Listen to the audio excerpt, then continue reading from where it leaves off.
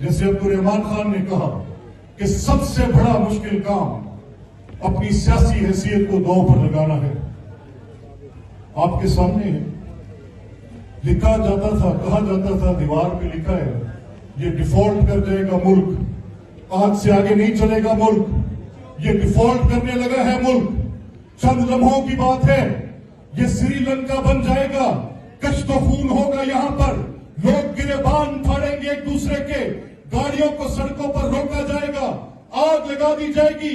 یہ سب میں سنتا رہا، لیکن آفرین ہے اس قیادت پر، میاں شہباز شریف کی، میاں نواز شریف کی، جنہوں نے دن رات محنت کر کے آپ کے ملک کو ڈیفالٹ سے نکالا اور آج ترقی کی راہ پر گامزن بھی کیا ہے.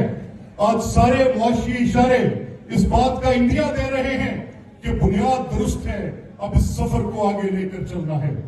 اس سفر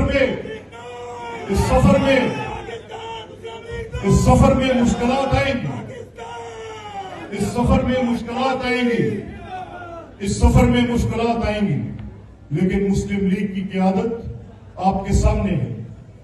آپ مجھے بتائیں، جہاں پر آئی ایم ایف آ چکی ہو اور آئی ایم ایف کا یہ فیصلہ ہو کہ آپ نے سبسڈی دینے کا تصور بھی نہیں کرنا اور پھر بجلی کے نرخ تیل کی قیمت کے ساتھ جڑے ہوں، میں سمجھتا ہوں آفرین ہے سردار اویس خان جیسے مدبر لوگوں پر، میاں شہباز شریف صاحب جیسی مدبر قیادت پر، کہ جنہوں نے اس حکمت عملی کے ساتھ غربت کی چکی میں پستے لوگوں کے سر پر درمان بن کر ہاتھ رکھا اور اتنا بڑا ریلیف واپڈا کا آپ کے سامنے آیا.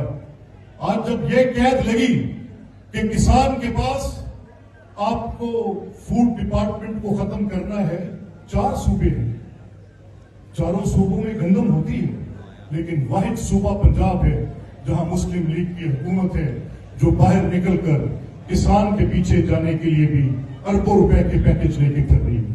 مشکلات ہوں گی، میں نے آپ سے کہا اس سفر میں مشکلات ہے. ترقی قومی آسانی سے نہیں پاتی، اس ترقی میں مجھے اور آپ کو حوصلہ ڈالنا ہے.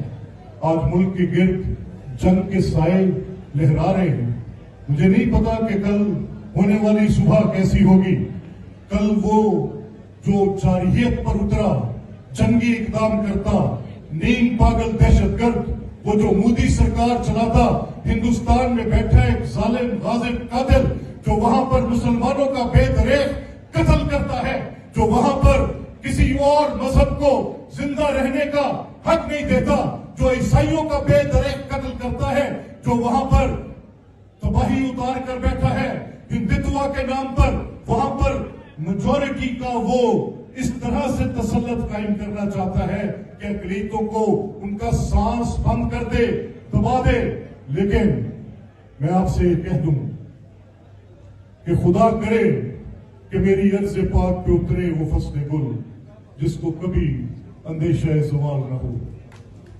میں آخر میں آپ سے یہ درخواست کرتے ہوئے کہ آپ سب لوگ، مجھے معلوم ہے میاں نواز شریف کے ساتھ آپ کا ایک جذباتی لگاؤ ہے، اور وہی ایک سٹیٹسمین ہے جو اس وقت ملک کو اس بھنور سے نکال سکتے ہیں، اور ان کی طاقت آپ ہے.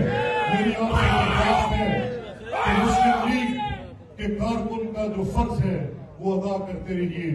اور مجھے یقین ہے کہ جناب عبدالرحمان خان، جناب طاہر رشید صاحب، جناب سردار اویس صاحب، یہ سب آپ کے خطے کے لوگ ہیں. جناب رانا سلیم صاحب تشریف فرما ہے، ملک اختر صاحب بیٹھے ہیں، رضوانہ صاحب بیٹھے ہیں. انشاءاللہ عزیز آپ کی یہ قابل ٹیم انشاءاللہ آپ کی کشتی کو منجدار سے پار لے کر ضرور جائے گی. اللہ آپ کا حامل ناصر.